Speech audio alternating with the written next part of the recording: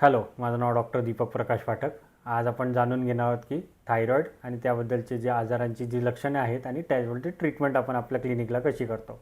Main म्हणजे thyroid या ग्रंथीचा आजाराला आपण थायरॉइडिझम असं म्हणतो. त्याच्यामध्ये दोन मुख्य प्रकार असतात, हायपोथायरॉइडिझम आणि हायपरथायरॉइडिझम.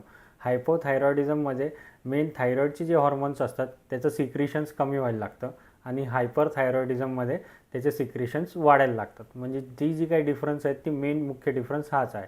आणि याच्यामध्ये जी काही शारीरिक लक्षणं दिसतात आपल्याला ती आपण पहिले जाणून घेऊया. मेन म्हणजे मुख्य जी लक्षणं आपल्याला ओळखून येण्यासारखी जी लक्षणं असतात ती म्हणजे गळ्यावरती सूज आलेली असते.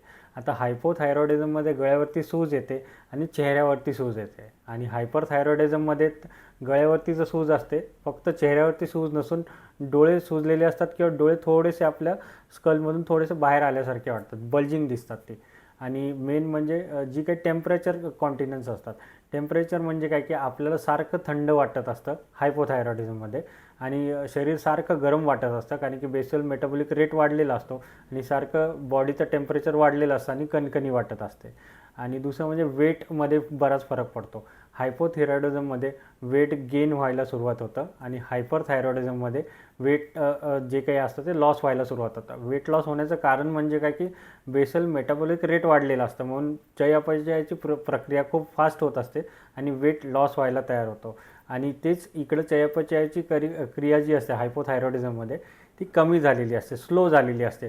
म्हणून अनएक्सप्लेन्ड वेट गेन दोन्हीकडे, जसं म्हणा की हायपोथायरॉइडिझममध्ये होतं मेन अनएक्सप्लेन्ड वेट गेन म्हणजे 5 to 6 kgs इन 1 मंथ, म्हणजे एखाद्याच महिन्यात 5-6 किलो अचानक वाढलेत. किंवा वेट लॉसमध्ये सुद्धा 5 ते 6 किलो अचानक वेट लॉस झालेला आहे. या ज्या गोष्टी खूप प्रॉमिनंट डिफरन्स आहेत ते दिसून येतात. बाकी सिस्टेमिक लक्षणांमध्ये काय लक्षण येतं, जसं म्हणजे हार्टवरती काय परिणाम होतो. हार्टमध्ये जसं आपला हार्ट रेट कमी व्हायला लागतो हायपोथायरॉइडिझममध्ये, आणि हायपरथायरॉइडिझममध्ये जास्त वेगाने पळत असतो, म्हणजे पाल्पिटन्स जाणवतात किंवा अँक्झायटी झाल्यासारखं होतं किंवा खूप थकल्यासारखं होतं. या सगळी जी काही लक्षणं आहेत हायपो आणि हायपरचे डिफरन्स दिसतात. मुख्यत्वे ही जी काही लक्षणं जाणवली तेव्हा आपण आपल्या डॉक्टरांशी कन्सल्ट करून जी काही टेस्ट करायची असते, ब्लड टेस्ट करायची असते. ब्लड टेस्ट केल्यानंतर हायपोथायरॉईड आहे का हायपरथायरॉईड आहे ही जी काही लक्षणं दिसतात याच्यावरनं आपल्या क्लिनिकला डाएट, एक्सरसाइज आणि मेडिसिन ट्रीटमेंट आपण अशी देतो. यासाठी तुम्ही क्लिनिकला कॉन्टॅक्ट करू शकता. थँक्यू.